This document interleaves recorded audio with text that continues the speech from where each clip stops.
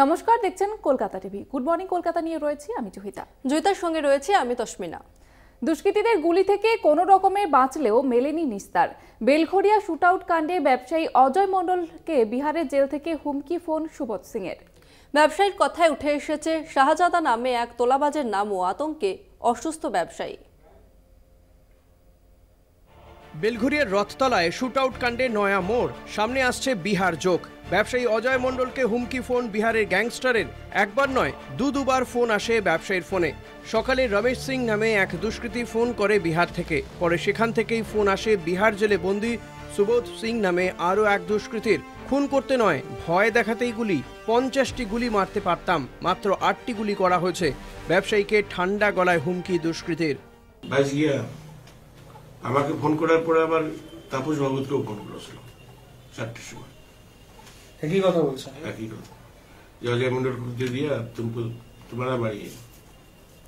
অজয় মণ্ডলের পরিচিত তাপস ভগত নামে এক ব্যক্তিকে ফোন করেও একই ধরনের হুমকি দেয় দুষ্কৃতীরা। টিটাগড় চোখ স্পষ্ট হচ্ছে ব্যবসায়ীর বক্তব্যে। উঠে আসছে শেখ শাহজাদার নাম।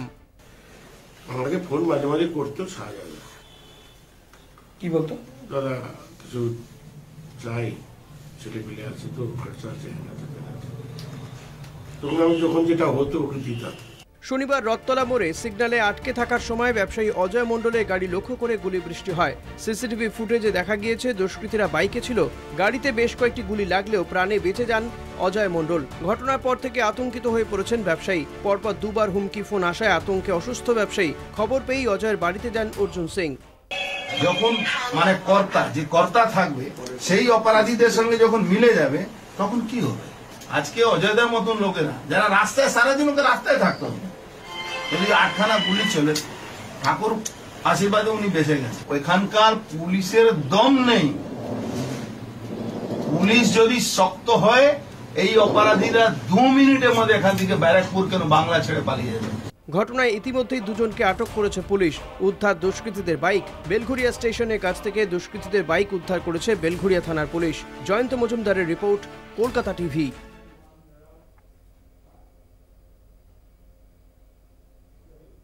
বঙ্গ বিজেপির ভোট পর্যালোচনা বৈঠকে দিলীপ থাকলেও গড়হাজির শুভেন্দুর দাবি অমিত শাহের নির্দেশে কোচবিহারে আক্রান্ত ও ঘরছাড়াদের সঙ্গে দেখা করতে যান।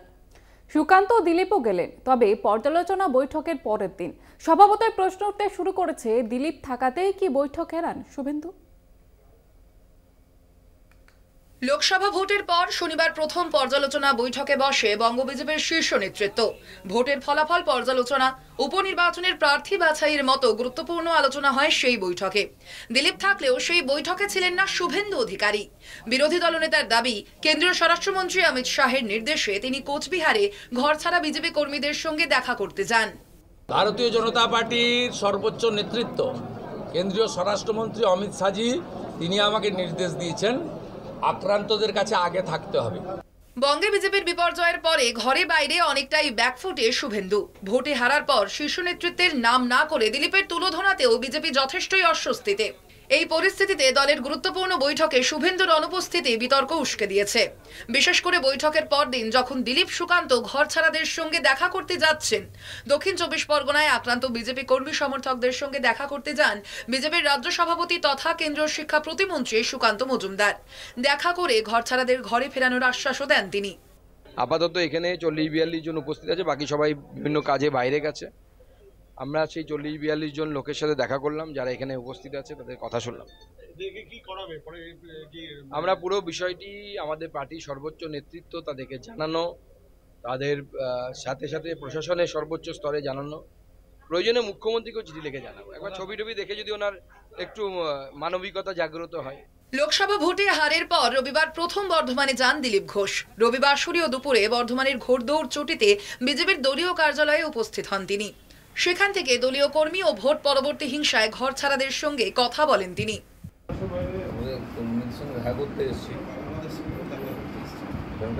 যারা ঘরছাড়া তাদের সঙ্গে দুর্গাপুর হয়ে মেদিনীপুর সব জায়গায় যাবো দেখা। সুকান্ত কেন্দ্রীয় মন্ত্রী, রাজ্য বিজেপির সভাপতির পদে বসবেন অন্য কেউ। দিলীপ ঘোষকে নিয়ে জল্পনা বাড়ছে। কয়েকদিন আগে দিলীপের পায়ে হাত দিয়ে সুকান্তর প্রণামের ছবিও ভাইরাল। দিলীপ সুকান্তর দূরত্ব কমার ইঙ্গিতও মিলছে। এই পরিস্থিতিতে শুভেন্দুর বৈঠক এড়িয়ে যাওয়া নিয়ে নতুন করে জল্পনা দানা বাঁধছে। কলকাতা টিভি।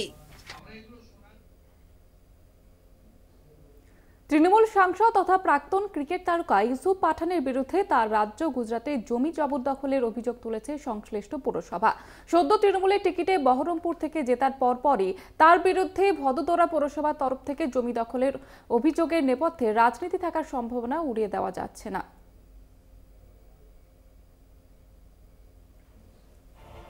বাংলায় তৃণমূল যেসব আসন অষ্টাদশ লোকসভা নির্বাচনে বিরোধীদের থেকে ছিনিয়ে নিয়েছে তার মধ্যে সর্বাধিক কঠিন আসন ছিল মুর্শিদাবাদের বহরমপুর। কংগ্রেসের অধীর চৌধুরী 5 বার একটানা ওই কেন্দ্র থেকে জয়ী হয়েছিলেন। এবারের লোকসভা ভোটে ত্রিমুখী লড়াইয়ে বিজেপি ও কংগ্রেসকে হারিয়ে নির্বাচিত হন আদতে গুজরাটের বাসিন্দা, ভারতের হয়ে বিশ্বকাপ ক্রিকেট জয়ী দলের অন্যতম সদস্য ইউসুফ পাঠান। ভোটের ফল প্রকাশের দুদিনের মধ্যে ইউসুফকে ভদোদরা পুরসভা তার বিরুদ্ধে জমি জবরদখলের অভিযোগ আনে। গত 6 জন পুরসভার পক্ষ থেকে ইউসুফের নামে নোটিশ জারি করা হয়। ভাদোদরা পুরসভার বিজেপি কাউন্সিলর নিতিন ডোঙা ওই নোটিশের কথা প্রকাশ্যে আনেন। নোটিশের সত্যতা মেনে নিয়েছেন পুর কমিশনার দিলীপ রানা। कॉर्पोरेशन को कुछ दिन पहले पता चला कि माननीय सांसद श्री यूसुफ भाई पठान ने हमारे कॉर्पोरेशन के TP 22 के फाइनल कोड नंबर 90 के ऊपर कब्जा कर रखा है। उसके हिसाब से उसको वहाँ नोटिस दिया। उधर मेरी मांग ये है कि एक सांसद जो जिसका काम है कायदे का पालन करना और लोगों को कायदे का पालन करना, अब जब खुद ही कायदे का पालन नहीं करते तो उसके ऊपर तो एक सचोट दाखला बैठे, ऐसा कुछ एक्शन लेना चाहिए। उस हिसाब से मैंने अगर यूसुफ भाई पठान ने गैरकायदेसर काम किया है तो उसके ऊपर लेट पेनल्टी का केस करने की मांग की है। 2012 সালে পুরসভার কাছে পাঠানের বাড়ির লাগোয়া 997 বর্গমিটারের একটি প্লট কিনতে চান তিনি। পুরসভার অনুমোদন পাওয়ার পরে ওই জমি বিক্রির প্রক্রিয়াটি বাতিল করে দেয় রাজ্য সরকার। পুরসভার অভিযোগ জমি হস্তান্তর হয়নি, বিক্রিও হয়নি, অথচ সেই জমি দখল করে রেখেছেন ইউসুফ। বহু বছরের পুরনো এই অভিযোগ ইউসুফ তৃণমূলের টিকিটে নির্বাচিত হওয়ার পরপরই তা নিয়ে বিজ্ঞপ্তি জারি করার নেপথ্যে রাজনীতির গন্ধ পাচ্ছে তৃণমূল। এক্ষেত্রে আমাদের দলনেত্রী মুখ্যমন্ত্রী মমতা বন্দ্যোপাধ্যায় প্রশ্ন বহুবার তুলেছেন, কারণ ইভিএম ম্যানিপুলেশন করে বিজেপি বিভিন্ন জায়গায় ভোটকে প্রভাবিত করে, সেটাও আমরা জানি। ইলেকশন কমিশনকে নিজের মতো করে চালায়, ইভিএম কে নিজেদের মতো করে ম্যানিপুলেট করে, কেন্দ্রীয় বাহিনীকে নিজেদের হয়ে কাজ করায়। তো সার্বিকভাবে নির্বাচনটাকে তারা যথাসম্ভব প্রহসনে পরিণত করে নিজেদের ফেভারে করতে চায়। তারপরেও জনবিরোধী তাদের যে সিদ্ধান্ত, তার পরিপ্রেক্ষিতে তার প্রতিবাদে ভারতবর্ষের জনতা জনার্দন তাদেরকে প্রত্যাখ্যান করছে। ইলেকশন কমিশন যদি তাদের কাজ না করতো তাহলে তারা এই নড়বড়ে এবং এই একটা টেম্পোরারি সরকারও তারা গঠন করতে পারতো না। কংগ্রেস কর্ণাটকে জয় লাভ করে তখন ইভিএম খারাপ থাকে না, তখন ইভিএম এ কোনো কারচুপি হতে পারে না। আর যখনই ওরা হারে তখনই ইভিএম এ কারচুপি হয়। মমতা ব্যানার্জি যখন বিধানসভা নির্বাচনে 21-এর আগে ইভিএম নিয়ে অনেক চিৎকার করেছিল, কারচুপির কথা পরিষ্কারভাবে বলেছিল। আর যখন তিনি জয়লাভ করলেন, 200 ওপরে সিট জিতলেন, আর একটা কথাও ইভিএম নিয়ে বলেন। বিরোধীদের ভোটে কবজা করতে না পেরে প্রশাসনিক চাপ তৈরি করে প্রতিহিংসা চরিতার্থ করার অভিযোগ মোদি জমানায় নতুন নয়। ইউসুফকে যেভাবে কাঠগড়ায় তোলার চেষ্টা হচ্ছে তাতে বিজেপির প্রতিহিংসার রাজনীতির সেই নমুনাই ফুটে উঠেছে বলে রাজনৈতিক মহলের ধারণা। কলকাতা টিভি।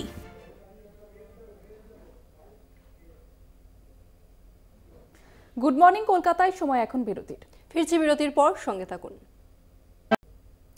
প্রশ্নপতি 30 থেকে 32 লক্ষ টাকা, প্রশ্নের উত্তর যারা করে তবে সেই সালফার গ্যাংও সাবজেক্ট প্রতি মোটা অর্থ দাবি করে।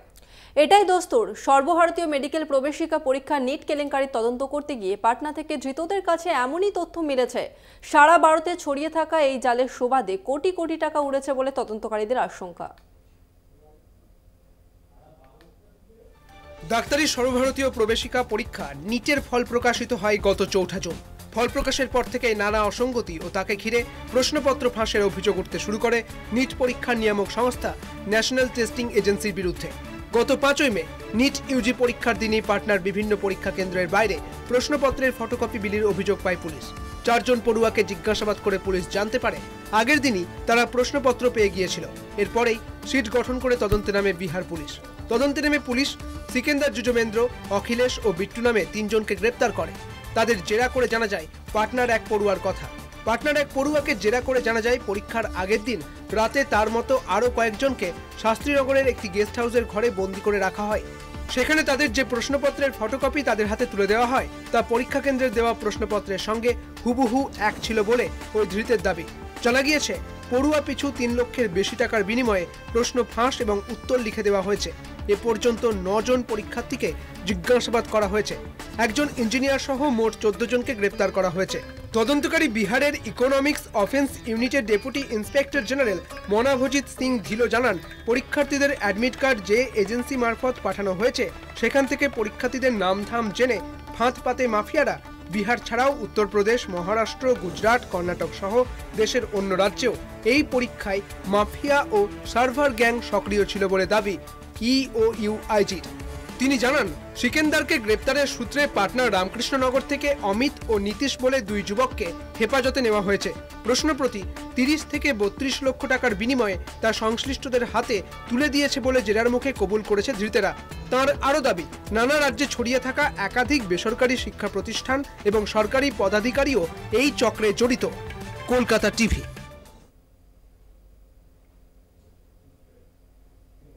সময় এখন আরো একটি বিরতি। ফিরছি বিরতির পর, দেখতে থাকুন কলকাতা টিভি। ফিরলাম বিরতির পর। এক ক্লিকেই ইভিএম আনলক, মুঠোফোন থেকেই ইভিএম আনলকের অভিযোগ। কাঠগড়ায় মুম্বাই উত্তর পশ্চিমে জয়ী শিবসেনা প্রার্থীর আত্মীয়, তদন্ত নেমে মাথায় হাত পুলিশের। অভিযোগ প্রকাশ্যে আসতে সরব কংগ্রেস সহ বিরোধীরা, পাল্টা আক্রমণ গেরুয়া শিবিরেরও। লোকসভা ভোটের ফল প্রকাশের কদিন পরই ইভিএম নিয়ে চাঞ্চল্যকর অভিযোগ কংগ্রেসের। কাঠগড়ায় মুম্বাইয়ের এনডিএর জয়ী প্রার্থী। মুম্বাই উত্তর পশ্চিম লোকসভা কেন্দ্র থেকে লড়েছিলেন শিবসেনা শিন্ডে গোষ্ঠীর রবীন্দ্র ওয়াইকার। জয় পেয়েছিলেন মাত্র 48 ভোট। এবার সেই রবীন্দ্র ওয়াইকারের এক আত্মীয় মঙ্গেশ পান্ডিলকরের বিরুদ্ধে ইভিএম আনলকের অভিযোগ। ভোট গণনার সময় কেন্দ্রে বসে ফোন ব্যবহার করেন মঙ্গেশ। তার ফোনের সঙ্গে ইভিএম সংযুক্ত ছিল বলে অভিযোগ। ভোট গণনার সময় মঙ্গেশের ফোনে ওটিপি আসে এবং সেই ওটিপি দিয়ে ইভিএম আনলক করার কাজ করেছিলেন তিনি। বিষয়টি প্রকাশ্যে আসতে জাতীয় রাজনীতি তোলপাড়। এনডিএ প্রার্থীর আত্মীয়ের কেলেঙ্কারিকে হাতিয়ার করে আসরে বিরোধীরা। ইভিএম ম্যানিপুলেশন করে বিজেপি বিভিন্ন জায়গায় ভোটকে প্রভাবিত করে, সেটাও আমরা জানি। ইলেকশন কমিশনকে নিজের মতো করে চালায়, ইভিএম কে নিজেদের মতো করে ম্যানিপুলেট করে, কেন্দ্রীয় বাহিনীকে নিজেদের হয়ে কাজ করায়। তো সার্বিকভাবে নির্বাচনটাকে তারা যথাসম্ভব প্রহসনে পরিণত করে নিজেদের ফেভারে করতে চায়। ভারতে ইভিএম নিছক ব্ল্যাক বক্স। ইভিএম পরীক্ষার অনুমতি নেই কারো। গণতন্ত্রের স্বচ্ছতা নিয়ে গুরুতর অভিযোগ উঠতে শুরু করেছে। স্বশাসিত সংস্থাগুলি যদি দায়িত্বশীল না হয় তাহলে গণতান্ত্রিক প্রক্রিয়া প্রহসনে পরিণত হয়। এক্স হ্যান্ডেলে পোস্ট রাহুল গান্ধী। সামাজিক মাধ্যমে কংগ্রেসের পোস্ট, সন্দেহ বাড়ছে, কমিশনের ব্যাখ্যা দেওয়া উচিত। শিবসেনা উদ্ধব গোষ্ঠী তুলোধনা করেছে শিবসেনা শিন্ডে গোষ্ঠীকে। কমিশনের হস্তক্ষেপের দাবি। तो क्या ये गंभीर चीज नहीं है? क्या ये सब चीज का संज्ञान लेकर इलेक्शन कमीशन को ये जो रिजल्ट डिक्लेयर किया है उसको ऑन होल्ड नहीं रख देना चाहिए? क्या इलेक्शन कमीशन की जिम्मेदारी नहीं बनती है कि अगर हम फ्री एंड फेयर निष्पक्ष चुनाव की बात करते हैं तो अगर इस तरीके की इन्वेस्टिगेशन, वो भी मुंबई पुलिस में, यहाँ पे कुछ भी अपना नहीं बोल रही हूँ, मुंबई पुलिस की इन्वेस्टिगेशन बता रही है, तो इस पे कार्रवाई होनी चाहिए। 24 লোকসভায় মমতা ব্যানার্জি ইভিএম মেশিনের ব্যাপারে অনেক চিৎকার করেছে, কিন্তু যখন এবার তাদের জয় হয়েছে একবারও ইভিএম এর কথা বলেছেন, ইভিএম এর কারচুপির কথা বলেছেন। অর্থাৎ যদি ওরা জেতে তাহলে ইভিএম ঠিক থাকে, আর হারলেই ইভিএম এ কারচুপির কথা মনে পড়ে। ইভিএম আনলক নিয়ে চর্চা শুধু ভারতে সীমাবদ্ধ নেই, আলোচনা সমালোচনা শুরু হয়েছে আমেরিকাতে। টেসলা কর্তা এলন মাস্ক এক্স হ্যান্ডেলে একটি পোস্ট করে সেই আলোচনা আরো উস্কে দিয়েছেন। সামাজিক মাধ্যমে তিনি লিখেছেন, ইলেকট্রনিক ভোটিং মেশিন ব্যবহার বন্ধ করা উচিত। এআই প্রযুক্তি ব্যবহার করে ইভিএম হ্যাক হওয়ার সম্ভাবনার কথাও বলেছেন মাস্ক। মাস্কের পোস্ট শেয়ার করে একের পর এক পোস্ট কংগ্রেসের। উত্তর দিতে ছাড়েনি বিজেপিও। সামাজিক মাধ্যমে বিজেপি নেতা রাজীব চন্দ্রশেখর লেখেন, এটি সুরক্ষিত ডিজিটাল হার্ডওয়্যার তৈরির বিরোধী বার্তা। No OTP on mobile phone that for unlocking EVM, as it is a non-programmable device and it has no wireless or wired communication capability. তবে আলোচনা সমালোচনা, আক্রমণ পাল্টা আক্রমণের মাঝেও একটাই প্রশ্ন উঠে আসছে, ইভিএম এর সঙ্গে যুক্ত ফোন কোথা থেকে এলো? তদন্তে মুম্বাইয়ের বন্ডাই থানার পুলিশ। ইতিমধ্যে মঙ্গেশের ফোন বাজেয়াপ্ত করা হয়েছে। খতিয়ে দেখা হচ্ছে ফোনের কল লিস্ট এবং অন্যান্য তথ্য। কলকাতা টিভি।